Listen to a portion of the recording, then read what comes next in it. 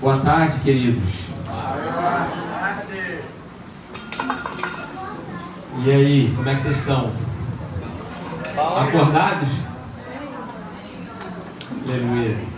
Tarefa difícil agora, hein? Para vocês. Tem que me aturar um pouquinho mais, tá? Aqui de tarde, aquele soninho batendo, vontade de uma redezinha, né? Mas acredito que o Senhor tem algo especial pra gente, queridos. Agora de tarde. Quem aqui já ouviu o Espírito Santo falando alguma coisa hoje? Já ouviu algo para si? Amém. Aleluia. Acredito que o Senhor tem muito a fazer na nossa vida. E eu já vou começar com o texto 2 Coríntios 10, tá? Versículo 3. A gente vai agora entender o que estava na mente de Paulo.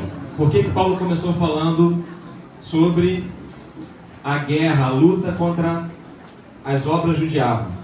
O que está na cabeça dele? A gente vai começar a ver um pouquinho mais sobre isso.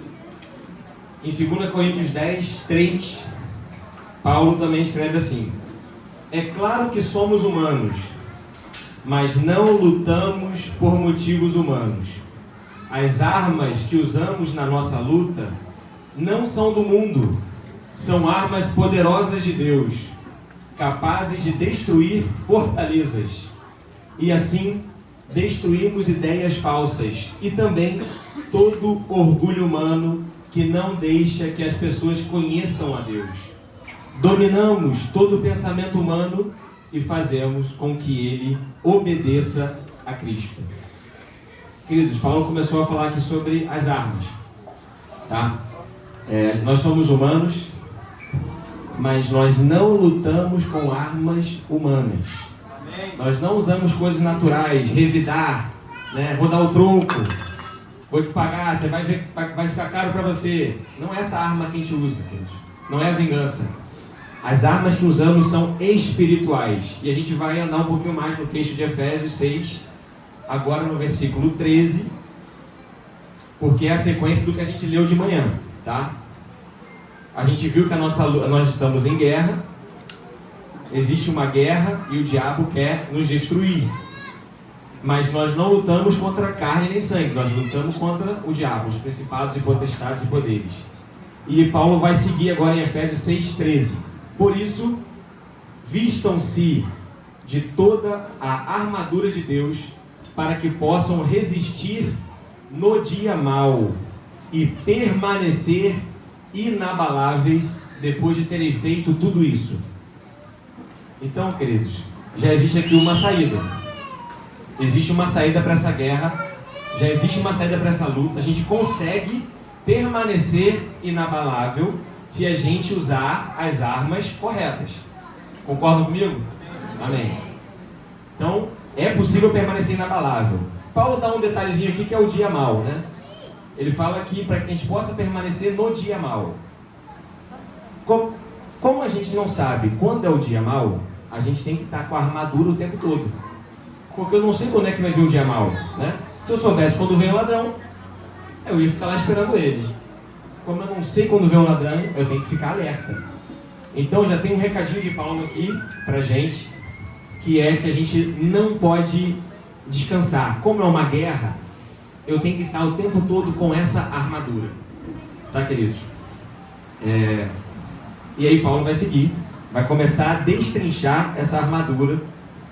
E a gente vai ver item por item ao longo desse carnaval, se Deus nos permitir. E aí no versículo 14, Paulo fala assim: assim, permaneçam firmes, cingindo-se com o cinto da verdade, vestindo-se com a couraça da justiça. Então Paulo, ele está colocando uma roupa. Ele está vendo uma roupa, né? Primeiro uma couraça, um cinto e depois a couraça. Queridos, aqui hoje, o nosso tópico de hoje vai ser sobre a couraça da justiça, tá? É a primeira peça que a gente coloca. Amanhã a gente vai falar sobre o cinto. Então a primeira peça é a couraça da justiça, tá? Na sequência, Paulo coloca o cinto primeiro, mas quando a gente vai colocar a roupa, a gente vai colocar a couraça primeiro para depois eu colocar o cinto, correto? E eu senti no Espírito Santo de seguir dessa forma. Então a gente vai falar hoje sobre a couraça da justiça. Pessoal, essa descrição aqui que Paulo está descrevendo é de um soldado romano, né? Todo mundo sabe disso. A armadura que ele tem na mente é a armadura de um soldado na época de Roma, né? E todo mundo sabe que na época de Paulo, Roma era o principal império, era o império mais forte, era uma potência militar. Então, ele está dando a referência de poder da época. Aquele soldado era o maior poder de guerra que existia naquela época, naquele soldado. Interessante, pessoal, a gente vê um pouquinho sobre isso, porque Roma, eles foram muito vitoriosos em batalha. Eles tinham uma estrutura de guerra muito bem montada. Os soldados romanos, não sei se antes eram assim, eles eram funcionários, eles recebiam salário para ser soldado. Antigamente, né, não existia igual hoje ter um exército, uma coisa assim. O pessoal era camponês, quando tinha uma guerra todo mundo se juntar e ir para a guerra, né? Roma fez diferente. Roma já começou ele treinava os seus soldados que eles chamavam de legionários, tá? Eram legionários, eles passavam por um treinamento duro para você se tornar soldado, era algo honroso, porque alguém estava se doando pelo país, então os soldados, eles tinham, esses legionários, eles tinham um mérito na cidade de Roma, lá em Roma, né? E, então, só para vocês entenderem a estrutura e a hierarquia dos soldados, né, eles eram montados em legiões. Vocês sabem quanto é que uma legião tem, soldados? 4 a 5 mil. Que isso, a galera tá sabendo. O cara falou de 4 a 5 mil, parece que em torno de 5 mil. 6 mil, entre 4 e 6 mil, vamos botar se todo mundo ganha. Só que esses legionários, a legião, ela ainda era subdividida, né? Tinha a legião e tinha a coorte, e tinha a centúria. A gente já ouviu falar do centurião. Já ouviu falar do centurião? Lembra que Jesus se encontrou com um centurião? Um centurião era um legionário que cuidava de 100 soldados, 80 a 100 soldados. Ele era o centurião, então era um cara muito grande do exército. Ele era responsável por esses 100 soldados. Então era uma centúria. E aí a coorte era formada por 5 a 8 centúrias. E eles eram comandados por um tribuno. Eles falam que era um comandante mais superior, que já tinha aí cerca de quase 1000 soldados abaixo. Então, o que eu estou querendo montar é que existia uma hierarquia, um poder militar grande do Império Romano. Paulo está pegando essa figura desse soldado para representar a armadura de Deus, tá? Representando algo muito poderoso no reino espiritual.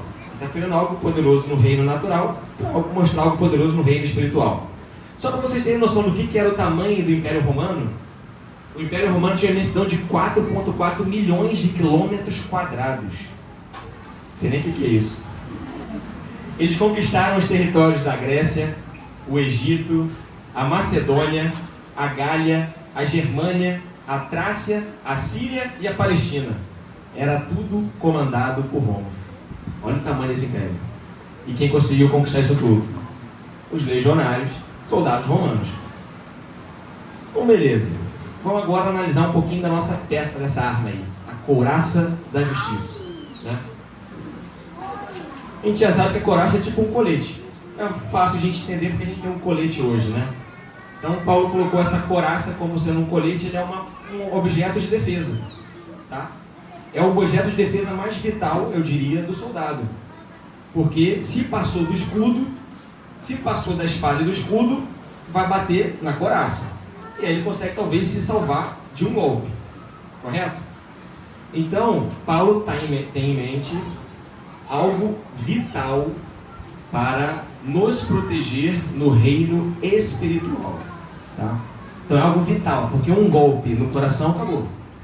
Um golpe no coração acabou, não tinha salvação, né? Um golpe no tórax acabou. Então é vital, tá? Se passou do escudo, eu tinha couraça que me protegia. E aí Paulo coloca esse algo vital como o quê? A justiça, né? Revestivos da couraça da justiça. Que justiça é essa, queridos? É a nossa justiça? Só para vocês entenderem que esse exemplo que Paulo usa, Isaías usou parecido. Vou ler um textinho para vocês aqui, ó. Isaías 59:17. Olha o que Isaías fala, hein? Vestiu a justiça como couraça pôs na cabeça o capacete da salvação, vestiu-se de trajes de vingança e envolveu-se no zelo como uma capa.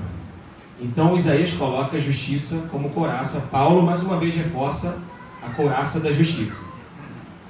Também Isaías 61:10, Isaías escreve assim, é grande o meu prazer no Senhor, a minha alma regozija-se no meu Deus, porque Ele me vestiu com as vestes da salvação e pôs sobre mim o manto da justiça.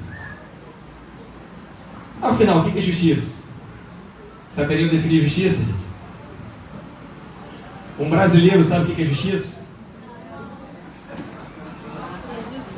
Definição humana de justiça eu peguei aqui, particularidade daquilo que se encontra em correspondência de acordo com o que é justo, modo de entender e ou de julgar aquilo que é correto.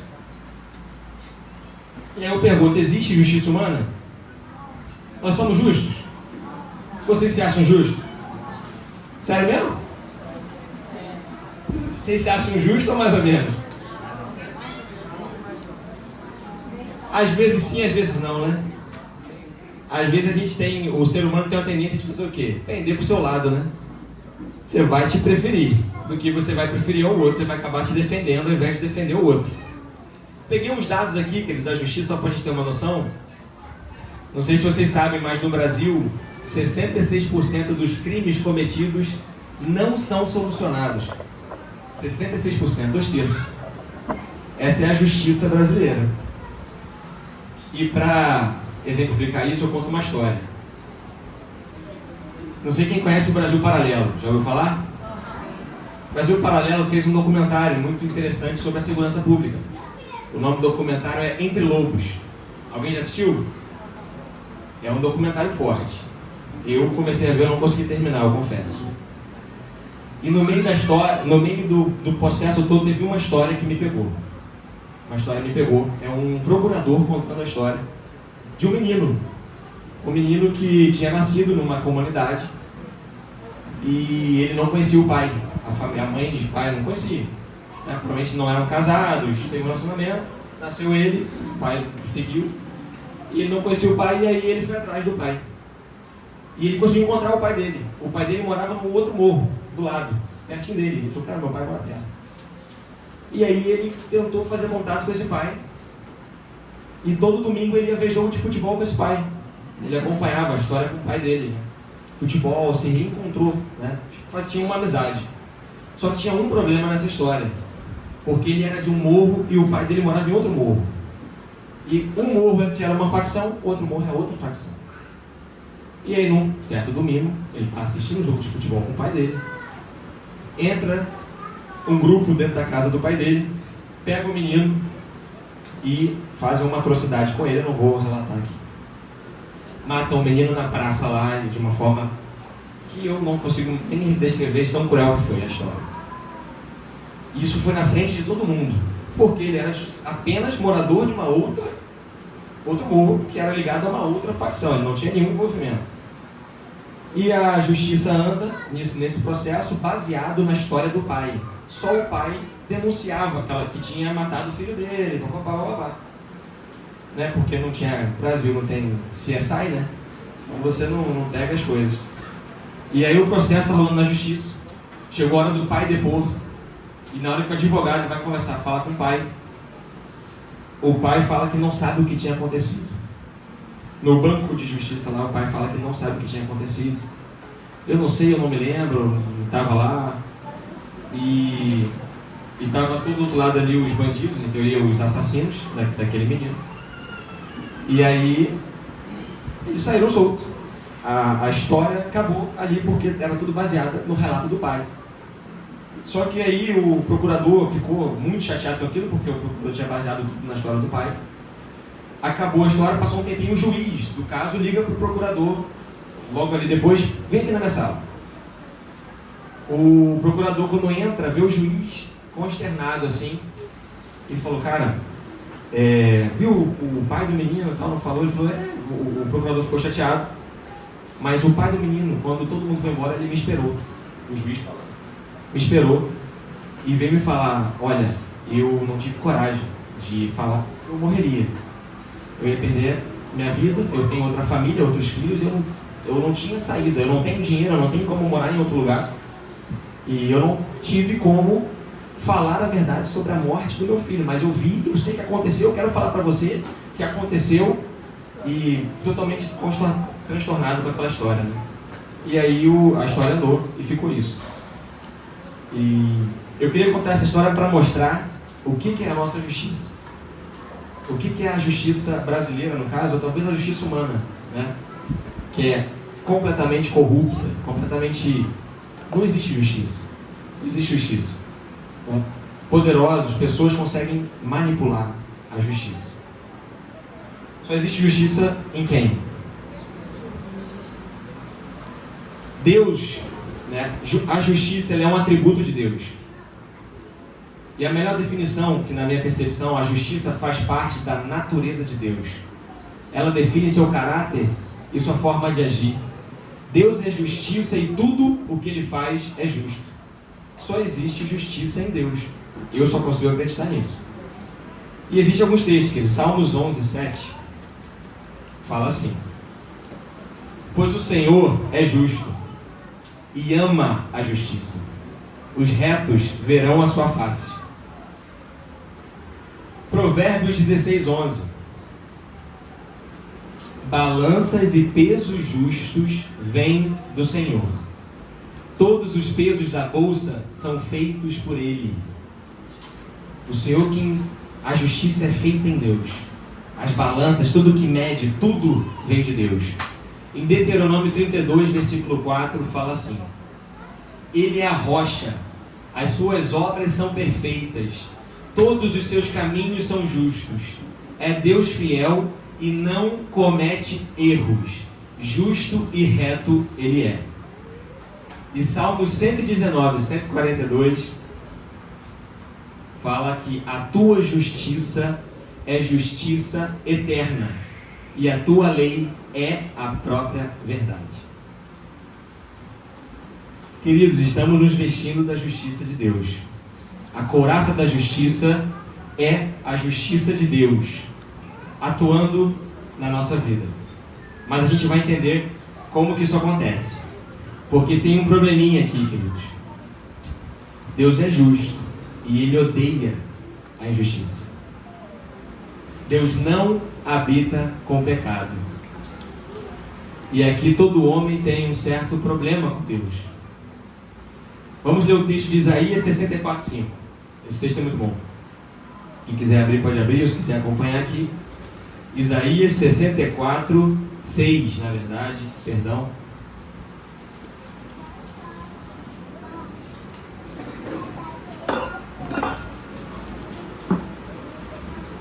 Mas todos nós somos como o imundo, e todas as nossas justiças como trapo de imundícia.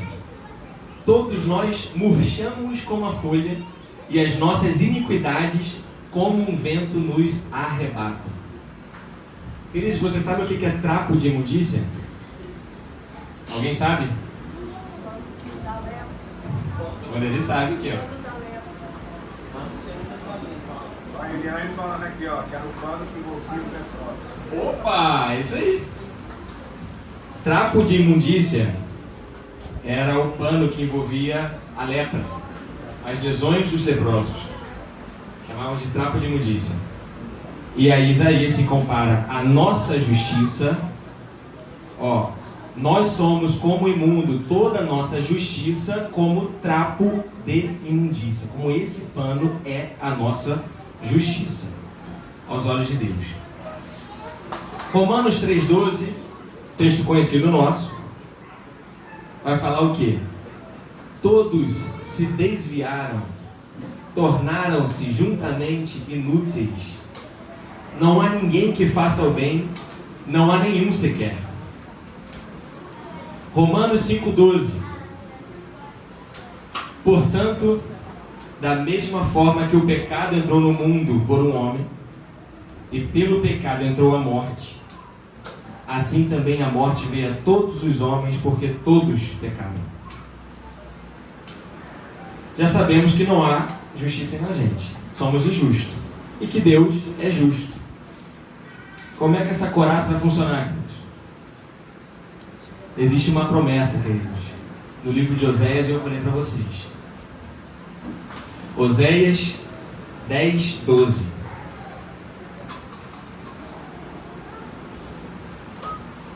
Semeiem a justiça para vocês mesmos.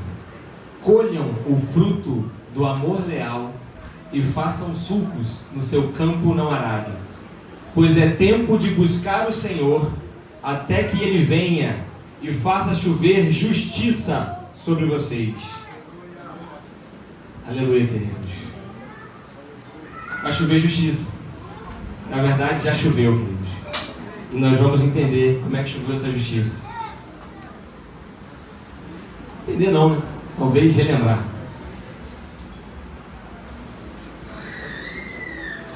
E aí existe um texto que a gente vai começar a entender um pouquinho da justiça de Deus atuando na gente. 2 Coríntios 5, 21. Texto muito conhecido nosso.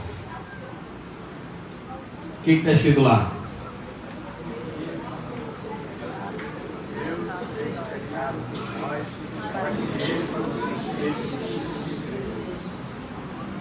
Vamos ler com calma, vamos ler com atenção. Daquele que não tinha pecado, quem?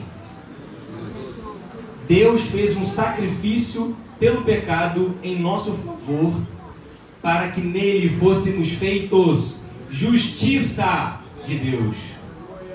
Queridos, em Jesus acontece algo.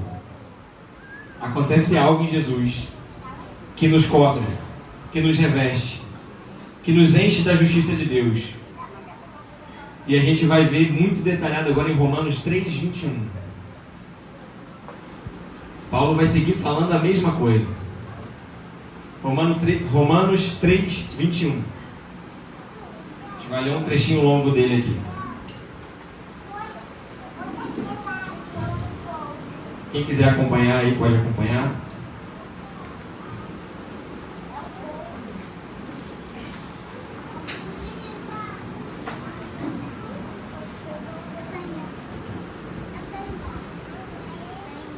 Amém, irmãos?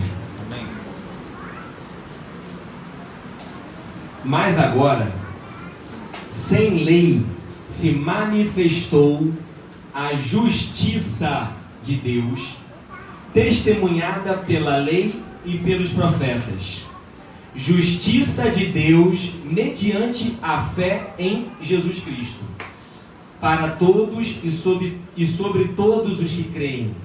Porque não há distinção, pois todos pecaram e carecem da glória de Deus, sendo justificados gratuitamente por sua graça, mediante a redenção que há em Cristo Jesus, a quem Deus propôs no seu sangue como propiciação, mediante a fé, para manifestar a sua justiça, por ter Deus, na sua tolerância, deixado impunes os pecados anteriormente cometidos, tendo em vista a manifestação da sua justiça no tempo presente, para Ele mesmo ser justo e o justificador daquele que tem fé em Jesus. Concluímos, pois, que o homem é justificado pela fé, independente das obras da lei. Queridos, esse texto é tremendo. Queridos, esse texto é tremendo. Porque Jesus reúne a justiça de Deus de forma a ser justo e ao mesmo tempo nos justificar, pagando as nossas dívidas, pagando o nosso pecado e nos tornando próximos a Ele, nos fazendo entrar num ambiente que a gente vai entender que é a couraça da justiça.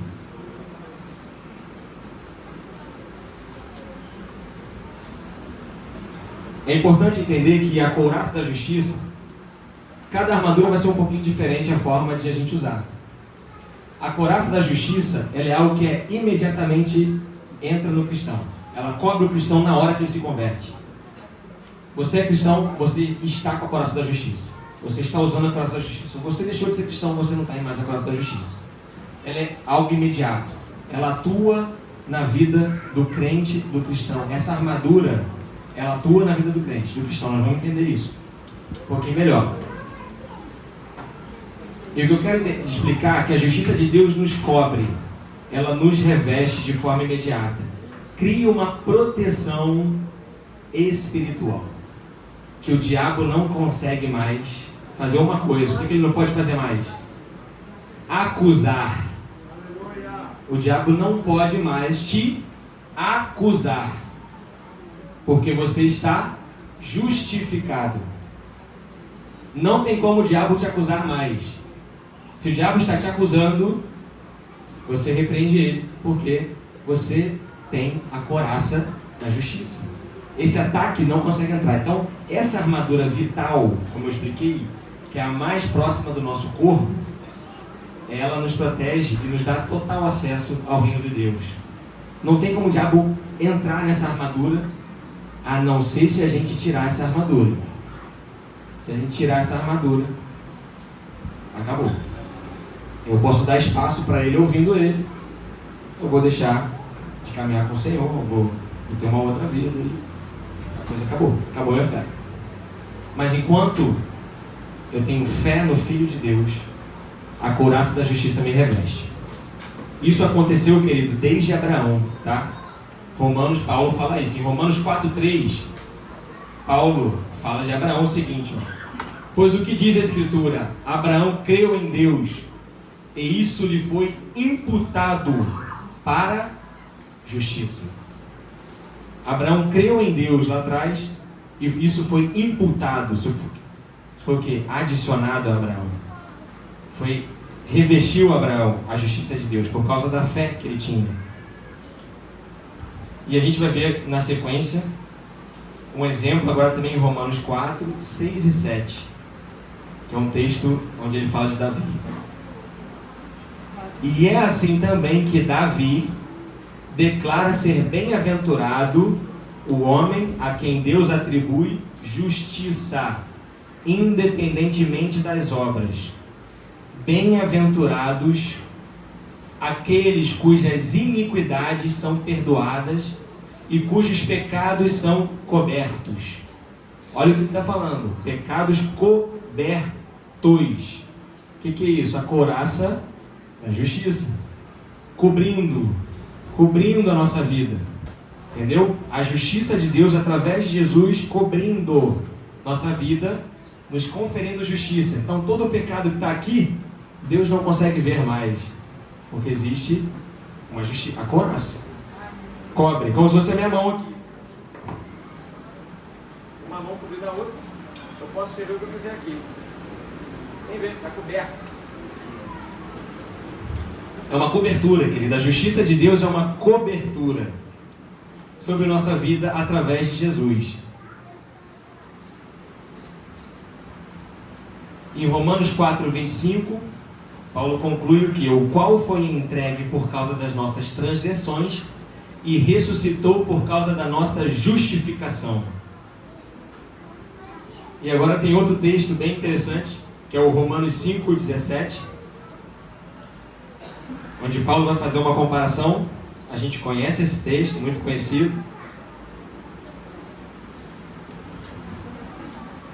Se pela ofensa de um e por meio de um só reinou a morte, muito mais os que recebem a abundância da graça e o dom da justiça reinarão em vida por meio de um só, a saber, Jesus Cristo. Pois assim como por uma só ofensa veio o juízo sobre todos os homens para condenação, assim também por um só ato de justiça veio a graça sobre todos os homens para a justificação que dá vida. Porque como pela desobediência de um só homem muitos se tornaram pecadores, assim também por meio da obediência de um só muitos se tornarão justos. Queridos, isso é tremendo. Isso aqui é maravilhoso. A couraça da justiça é a nossa maior proteção como pessoa. O diabo não consegue, ele não tem nada, ele não tem o que condenar alguém aqui.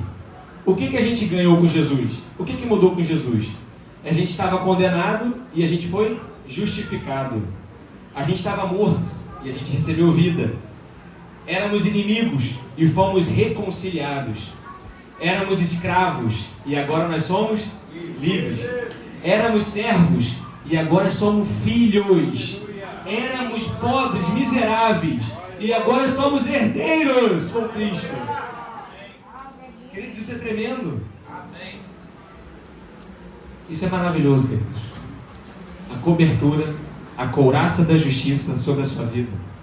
Só você pode tirar essa couraça, ninguém mais. Se você quiser tirar, você pode. Mas enquanto você tiver a couraça, não existe condenação sobre a sua vida. Não existe acusação. O que você vai fazer, se você pecar, se arrepender, confessar, pedir perdão, acabou. E aí isso vai fazer o que em você? Isso vai fazer a santificação. Amanhã a gente vai conversar um pouquinho sobre isso. Mas sobre a justificação, não existe pecado que não possa ser perdoado por Deus. Não existe pecado que não possa ser perdoado e justificado pelo sacrifício de Jesus. Portanto, não há acusação para aqueles que são seus filhos. Queridos, quero dar um exemplo que para mim é muito real disso, que o Senhor nos deu no Velho Testamento. Está em Êxodo 12, que é a primeira Páscoa. Quando é que aconteceu a primeira Páscoa? Vocês lembram? No Egito. Foi no Egito. A primeira Páscoa, queridos, foi a 10ª praga do Egito. A 10ª praga do Egito foi a primeira Páscoa. A última. A que libertou definitivamente o povo de Israel. E eu vou ler com vocês alguns trechinhos, tá? Porque existem alguns detalhes aqui interessantes. Êxodo 11:7. Se você não quiser abrir, eu vou ler. Aqui. Entre os israelitas, porém, nem sei. Isso aqui, o Senhor, eu estou pegando um trechinho no meio, tá? Do que o Senhor estava falando. Entre os israelitas, porém, nem sequer um cão latirá contra homem ou animal algum. Então vocês saberão que o Senhor faz distinção entre o Egito e Israel. Como é que o Senhor faz essa distinção, queridos? Qual foi a distinção que Deus fez entre Israel e o Egito? Queridos, é importante lembrar que aquele povo ali, eles não eram bons não, tá? Egito e Israel era a mesma coisa. Em termos de pecado, injustiça, problema, confusão, não tinha lei, não tinha nada ainda. Povo escravizado, a gente vê isso em Êxodo, quando eles fogem e tal, o povo ficou 40 anos porque era povo ruim, murmurador, vários problemas. Mas por que Deus salvou esse povo? Porque ele tinha uma promessa. O Senhor salvou esse povo porque ele tinha feito uma promessa a Abraão, Isaque e Jacó, que libertaria o povo da opressão do Egito. 400 anos atrás ele falou para Abraão isso. Dá para vocês verem lá depois. Interessante que o Senhor fala que ele faria a distinção entre Egito e Israel. Teve algumas pragas do Egito que o povo de Israel sofreu também, tá? Mas essa o povo de Israel não sofreu. Então Deus vai falar qual é a praga, né? Êxodo 12:5 está falando assim, ó: o animal escolhido será macho de 1 ano, sem defeito, e pode ser cordeiro ou cabrito. Guardem-no até o 14º dia do mês, quando toda a comunidade de Israel irá sacrificá-lo ao pôr do sol. Então peguem um pouco de sangue e passem nas laterais e nas vigas superiores das portas das casas, nas quais você comerão o animal. Tá estranho isso, tá não? Tá esquisito. Eles tinham que sacrificar um animal de 1 ano sem defeito, pegar o sangue e passar na porta. E a gente vai entender que essa é a diferença entre Israel e Egito.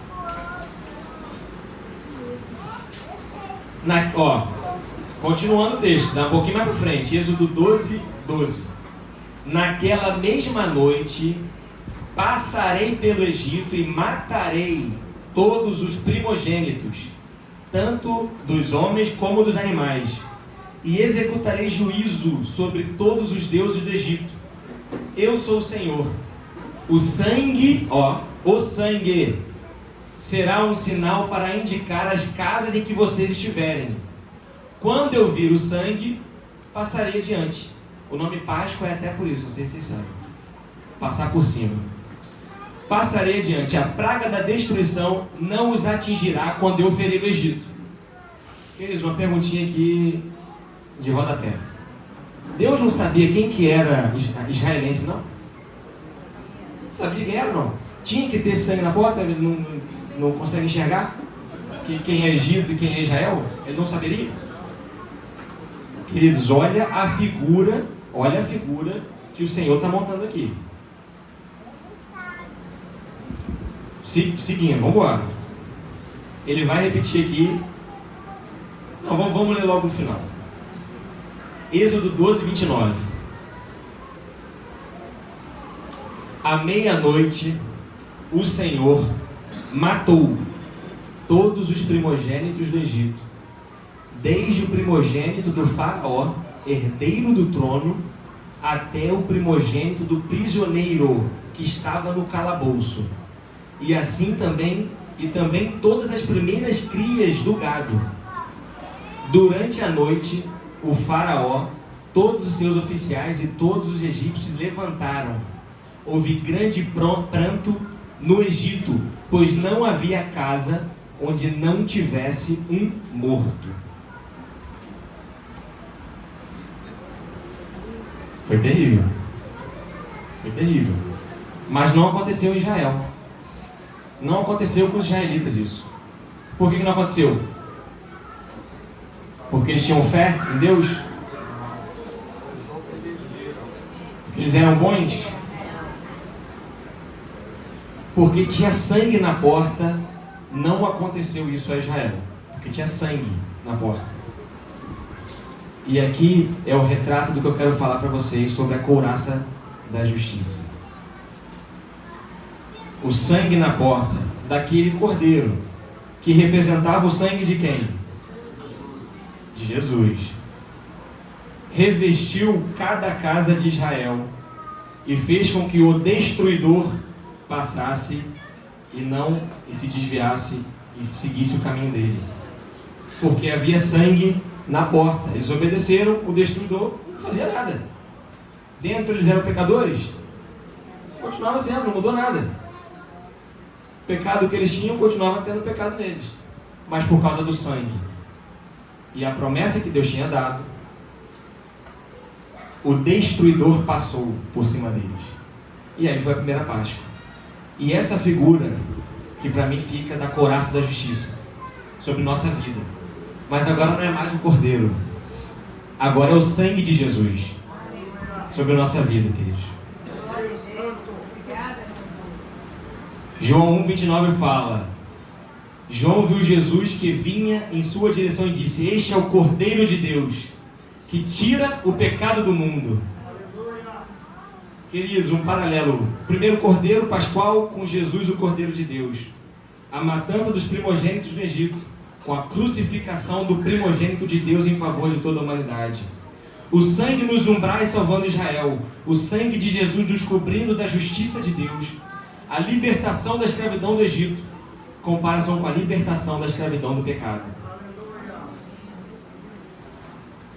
Querido, isso é tremendo. Isso é precioso demais.